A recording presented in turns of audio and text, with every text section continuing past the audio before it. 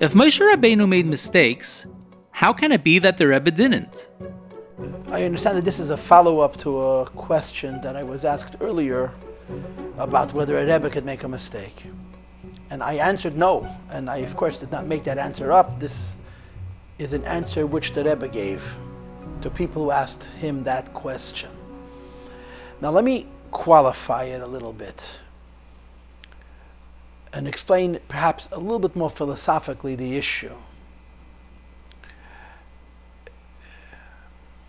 This is hard for us to understand and relate to, but it's nevertheless true. And as I explained it in the last segment, when I did that other part about the story with Rabbi Isaac Holman and other magician,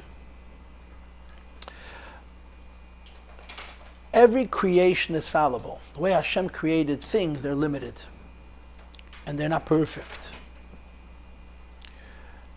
The idea that a tzaddik achieves a level that makes him different than that is because of his connection to other neshamas.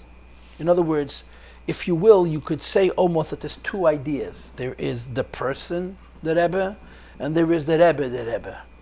The person, the Rebbe, is obviously a very great person, but he's a person. The idea that by a tzaddik, by a Rebbe, by a neshama klolus, it's impossible to make a mistake, that's not him. That's the B'Shem Kol Yisrael that we say every morning before L'Shem Yichud.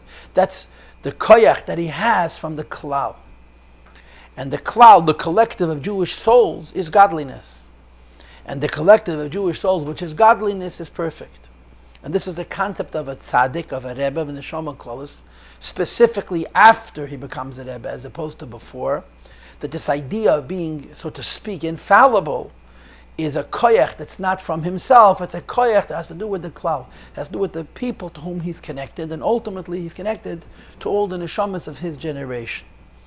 So the question was asked of the Rebbe in these words: if a Rebbe is infallible, why would a Rebbe ever erase anything?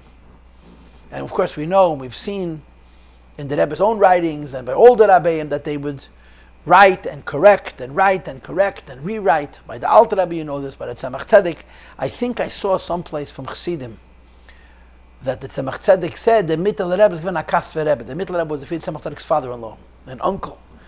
The Mittel Rebbe, my father-in-law, was a great writer. Was a Kasver Rebbe, schreibt und merkt keinmal nicht.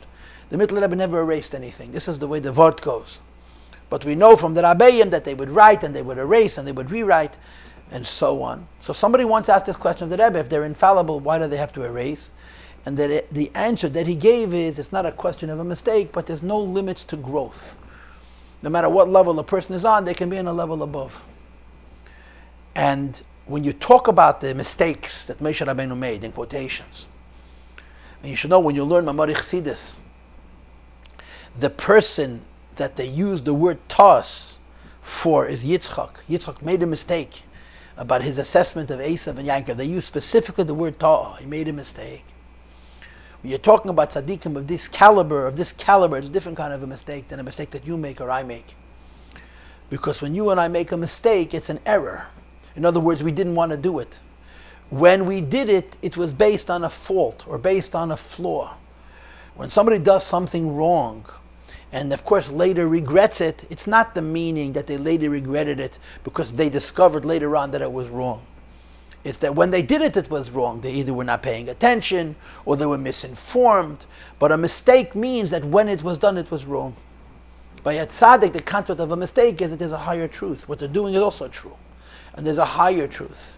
And there's no limit to higher truth. So as far as this is concerned, there is always room for growth and improvement. And on this basis, like I said, the Rebbe explained this to somebody who asked him this question directly.